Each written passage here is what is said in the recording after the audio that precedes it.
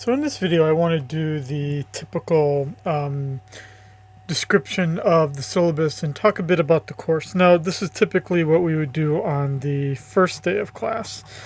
And then well aware it's the second day of class. So what is this course? This is Econ and Finance 430. It's a cross-listed course called Money and Capital Markets. I've taught this course 3 times before. My name is Dr. Tom Scheiding. For those of you who don't know me, my last name is pronounced like someone being shy and then the sound of a bell ding, so Scheiding. I guess I can talk a little bit about myself.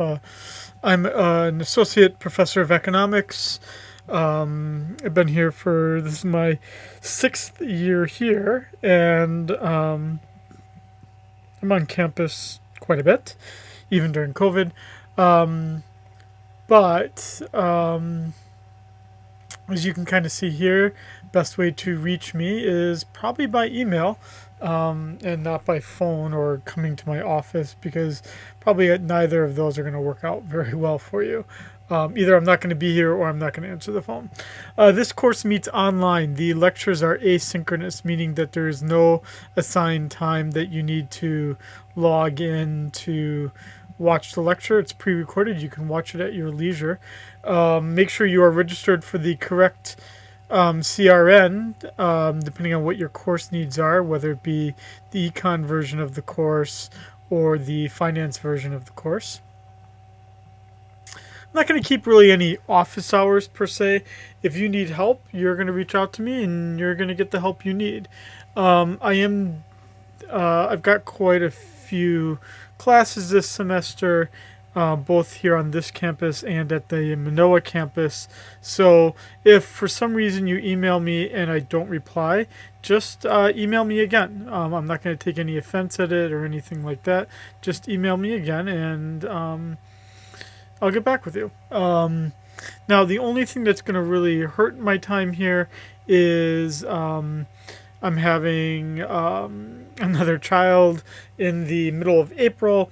So obviously when my wife is delivering, I'm not going to be on email or actively texting or anything like that. But this is my 3rd kid, so it's not my first time at the rodeo here. So I should be able to relatively quickly get back in the swing of things, and be able to reply to emails and whatnot. And I'll try to make my lectures for the end of April ahead of time so I don't have to deal with it later. Okay, so let's look at what the course catalog describes for this course. We're basically going to look at financial institutions and financial instruments. We're going to look at how the money system works and the capital market works in the primarily in the United States. We'll talk a bit about how interest rates are determined, and we're going to do this all using the Bloomberg terminals that we have here on campus. Even though we're not on campus, we will make use of them virtually, and I'll talk more about that later. Generally, the presumption would be is that you've either taken Econ 131 already, or maybe even just Econ 130. You're going to have some base knowledge, perhaps, of business. But even if you don't, I think you'll be able to work through everything. We're not going to just overly focus on stocks or anything like that. We're going to be looking at both bonds and equities. We're going to be looking at the foreign exchange markets. We're going to be looking at the money market. We're going to look at how interest rates are determined. It's going to be, really, we're going to have more than enough to talk about in this course. These are the learning outcomes. We will fulfill all these. Your overall grade in this course is going to be determined by 4 things. We've got the 2 exams. That's the bulk of your grade. That's 60% total of your score. Then we have the homework. There will be a homework assignment for each chapter. and then you're going to get certified how to use the Bloomberg terminals. If you took the course with me last semester on analysis, you've already been certified, so you will not have to do it again. Now, what we will be using for this course, what you are, by virtue of the fact that you are enrolled in this course, this is a IDAP course. I'm not usually one to take on IDAP, but it really does work best for COVID, where we do have to do everything virtually. That would mean that if you you're going to need both the textbook and the online homework system called MindTap. So you can't just go out and buy the textbook. You wouldn't have everything you need.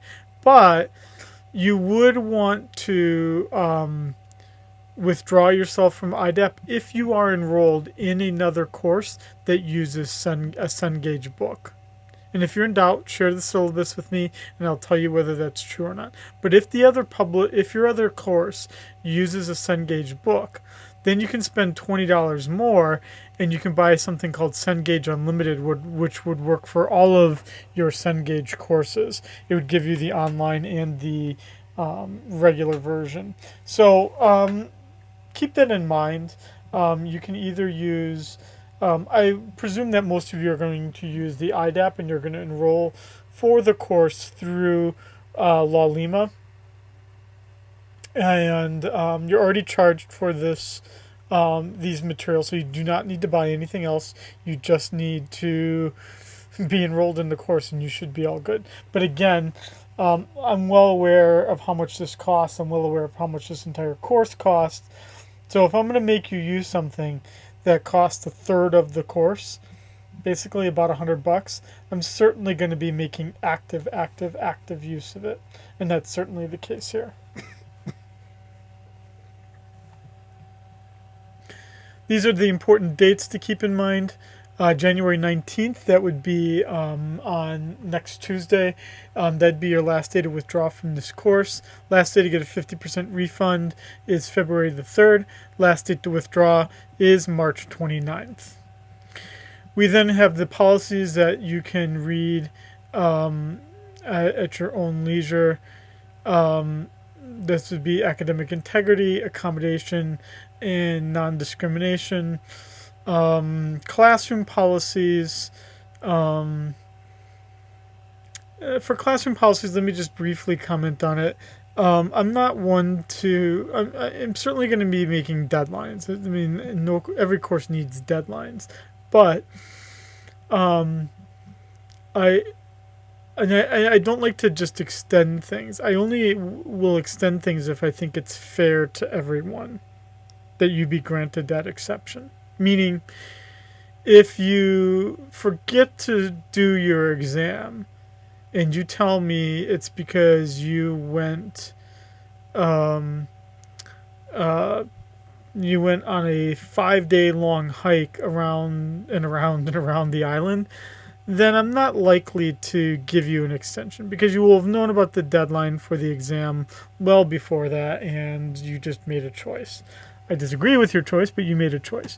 On the other hand, if you tell me that your cat died while trying to save your neighbor's uncle, and that cat was also unsuccessful, so your neighbor's uncle is also dead, and your car broke down, and your dog ate the power cord to your computer so you can't use it anymore, and all those really bad things happened, then I think that I would be okay giving you an extension. Even if just one of those things happened, I think even if your cat died, you know what, like, I like cats, I like them more than dogs. Not seriously, like, don't take advantage of me, and don't take advantage of the others in this class. I've been around the block enough times to know good excuses and fake excuses. The best thing I can tell you, not only for this course, but for any of your courses, is just don't lie, right? If you just say, I forgot, and you've been a great student the whole semester, you've done everything you could, people make mistakes, and I'm well aware of that, and I understand, and I will be accommodative. But realize you can't say that you forgot every time something is due. Okay? But you should ask, because if you don't ask or don't say anything, I will just presume you chose not to do something. You can go to the Noyal Center if you need help with anything. Now let's talk about the course structure. Basically, every week we're going to deal with a chapter. I'm going to pre-record the lecture, and we're going to put those. I'm going to upload those to Lalima. So that should be pretty straightforward here. By week 7, we're going to have the exam. At that point, the homework assignments for each of these chapters will also be due. So there's really only going to be 2 big deadlines. I would not suggest that you wait to do things until the deadline.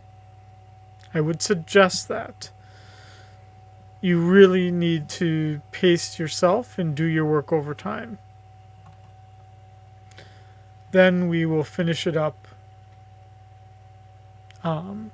with the second exam. That will not be comprehensive. Okay, so that's our overview of the syllabus. In my next video, I'm going to walk you through the Lalima site structure and MindTap.